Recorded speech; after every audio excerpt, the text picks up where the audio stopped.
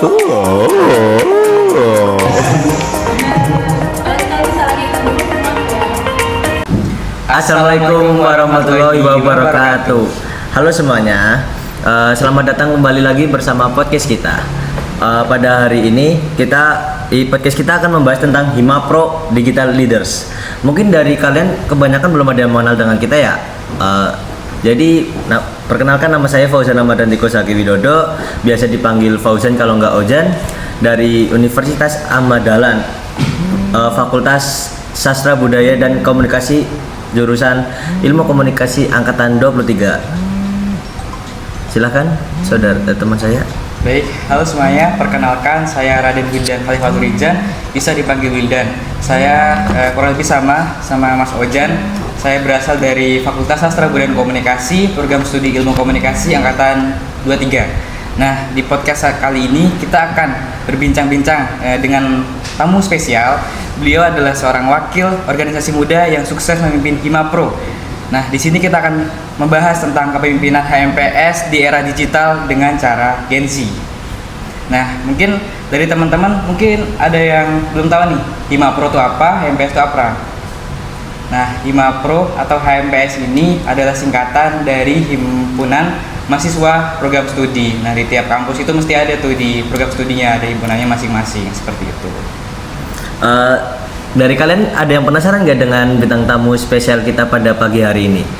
Silahkan Kak Wadini Aprilia untuk memperkenalkan dirinya. Oke, terima kasih Mas Ojan dan Mas Wildan. Kenalin teman-teman semuanya, nama saya Wahdini Aprilia. Saat ini saya mengemban amanah sebagai Wakil Ketua untuk HMPS Prodi PPKN.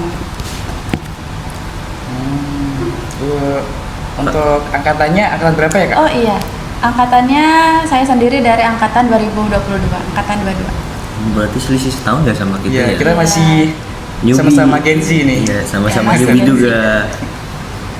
Jadi pada pagi hari ini aku mau singkat nih Kak, bertanya tentang boleh Kak ceritakan tentang perjalanan kepemimpinan Kakak hingga saat ini. Apa yang memotivasi Kakak untuk memimpin HMPS ini? Kalau boleh tahu. Oke, kalau untuk kepemimpinan ya sebenarnya jalannya itu nggak instan sih, cukup panjang gitu. Dari SMA dulu saya itu suka ikut organisasi. Kalau biasanya kan orang itu ikut OSIS ya.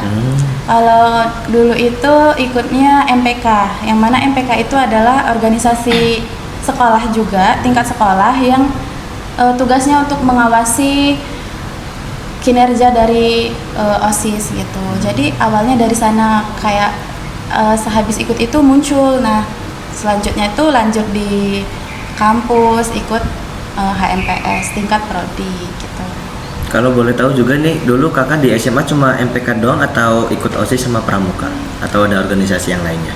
Kalau untuk organisasi sih MPK aja gitu ya, mungkin ekstrakurikuler gitu. Ekstrakurikuler itu ikutnya Rohis. Oh, agama banget ya. Agama banget ya. Tiap sekolah ada itu. Iya, jelas. Iya, gitu. Terus aku mau tanya nih Kak. Nah, sekarang kan kakaknya menjabat sebagai wakil ketua HMPS ya.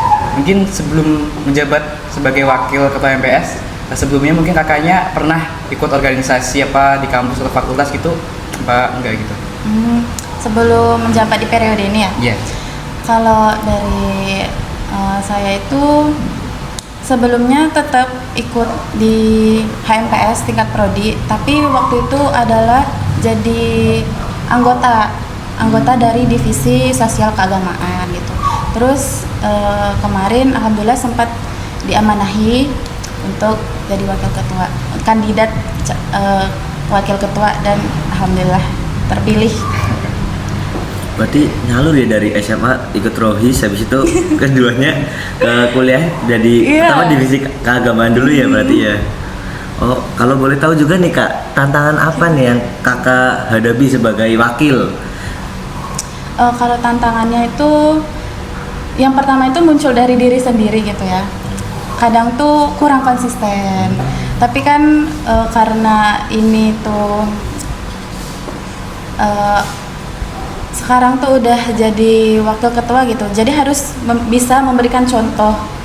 Juga kadang dari anggota-anggotanya gitu kan, kadang mereka tuh kurang fokus, kadang ke distract gitu.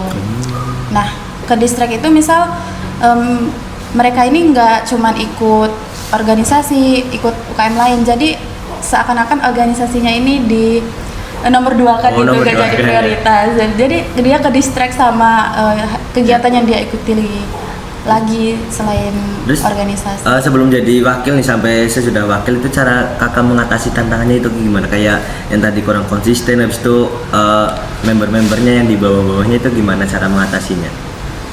Yang pertama itu dari saya sendiri, kan adanya pendekatan personal gitu kan.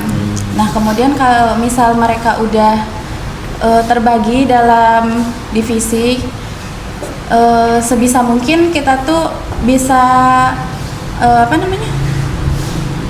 memunculkan rasa semangat mereka.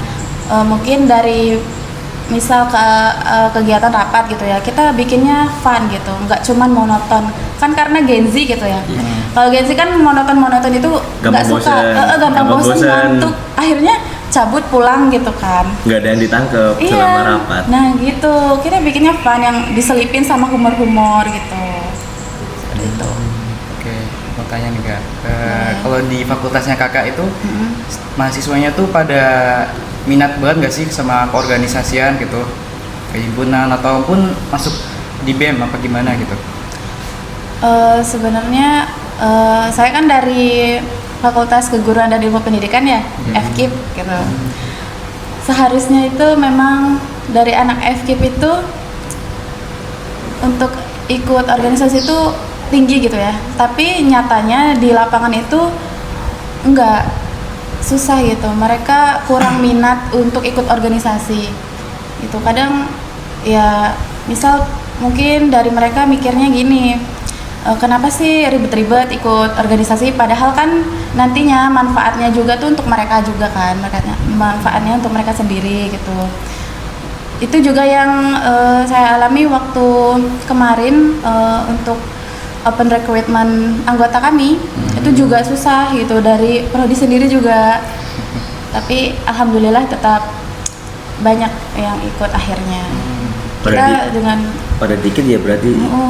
Berarti sama juga di fakultas kita FSBK. Oh iya. Kebetulan kan saya juga ikut organisasi BEM di fakultas saya gitu kan.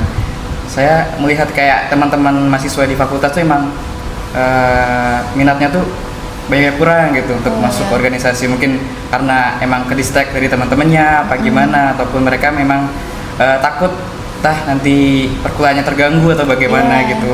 Itu alasan sih, salah satu alasan. Mungkin mereka nggak mau nanti kuliahnya terganggu, nilainya jadi turun gitu. Padahal kan itu balik lagi ke masing-masing Diri sendiri, ke diri sendiri, benar. Mungkin juga karena ini kali ya, rata-rata kan anak rantauan nih. Iya, betul. Pindah ke kota baru, mungkin pengen menjelajah, explore. Benar sih, itu salah satunya juga. Berarti kurang lebih sama lah ya. Kan berarti kakak nih kalau nggak salah tuh ada acara Himapro kan? Oh, Himapro itu Iya kan, ada kan? tuh ya? Ada. Kan promosinya nggak mungkin secara offline juga kan? Terus bagaimana cara kakak tuh memanfaatkan kayak media sosial Instagram dan TikTok untuk ini mempromosikan acara Himapro ini biar pada minat, kalau boleh tahu? Kalau kami itu Instagram itu masih jadi andalan gitu ya buat media promosi digital gitu ya. Trending gitu ya. Iya. Terus itu sekarang juga udah mulai lewat TikTok. Ya dengan cara kita ikut tren.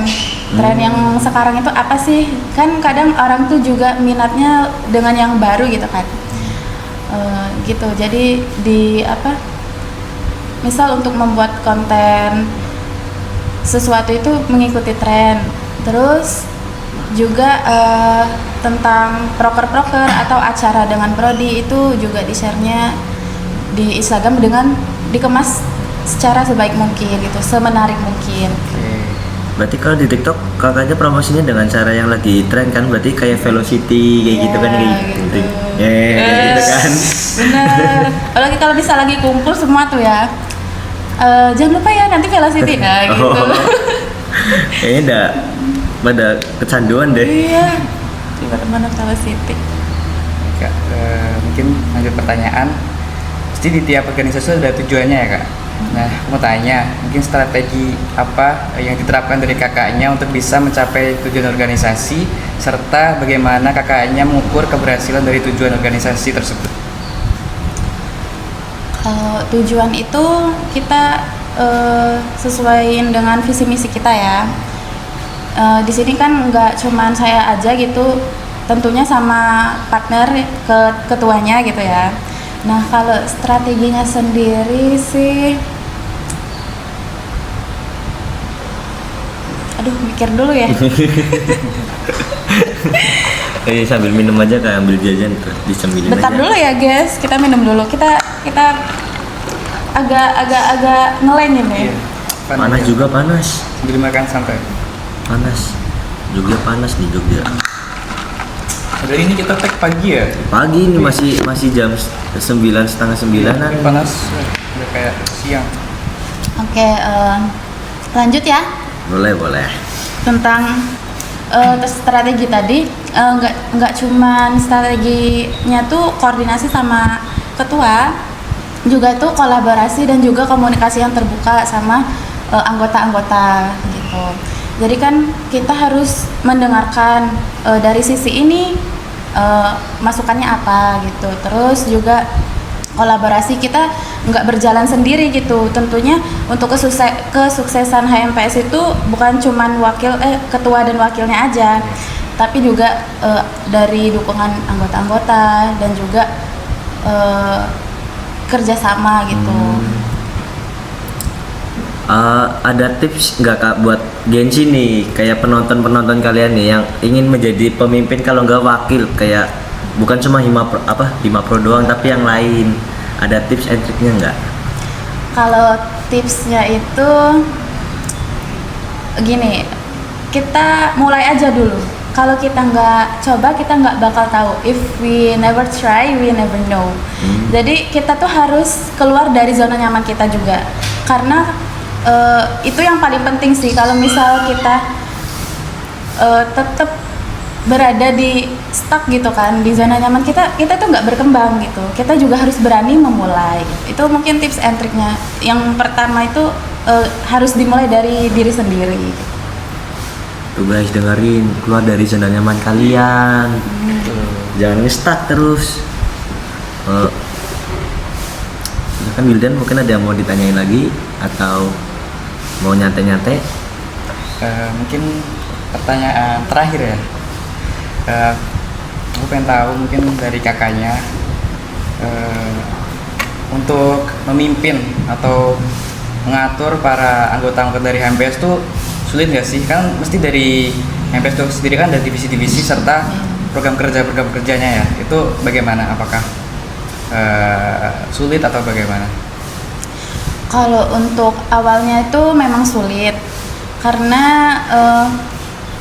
kita juga untuk membagi orang di dalam divisi-divisi itu juga sulit kan, karena memang ada orang yang karakternya memang cocok di divisi ini, di divisi itu. Awalnya tuh sulit, tapi dengan kerjasama dan juga apa ya istilahnya itu, observasi ke anggota gitu ya, bisa dibilang gitu, ngelihat potensi yang ada dalam diri mereka untuk di divisi tersebut. Nah itu alhamdulillah bisa gitu. Awalnya memang sulit, tapi makin kesini dimudahkan gitu.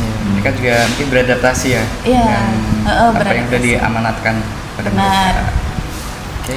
Tapi kadang ada kayak perasaan ini nggak sih kak, kayak jengkel nih anak buahnya, susah kayak dari divisi mana atau Iya. apa itu sulit diatur, ada nggak kadang perasaan kayak gitu? Terus cara ngeredamnya kalau ngatasinnya gitu gimana? Kalau itu kadang ada ya, apa namanya, misal ada anggota yang memang dia ini sulit untuk diatur gitu, tapi dalam dirinya itu dia tuh mau, tapi nggak mau disuruh. Kadang memang ada kan orang Kalau misal mereka disuruh itu nggak mau, harus ada dari Dorongan dari diri sendiri. gitu. Tapi ya untuk mengatasinya kita kasih ruang dulu, ruang untuk diri kita dan juga untuk si anggotanya tadi. Jadi nantinya bakal ketemu jalan keluarnya. Baik Kak Lia, terima kasih sudah berkenan pada pagi hari ini Terima kasih. untuk hadir di podcast kita. Siap. Semoga dari informasi tadi podcast tadi ada yang masuk di kalian semua dan dipelajari apa itu sih arti kepemimpinan di era Gen Z ini. Sekian dari saya Fauzan Ahmad Rantiko Sagi Widodo Serta saya Raden Gulidan Khalifatul Rizan. serta bintang tamu kita. Dan saya Wahdini Aprilia. Assalamualaikum warahmatullahi wabarakatuh.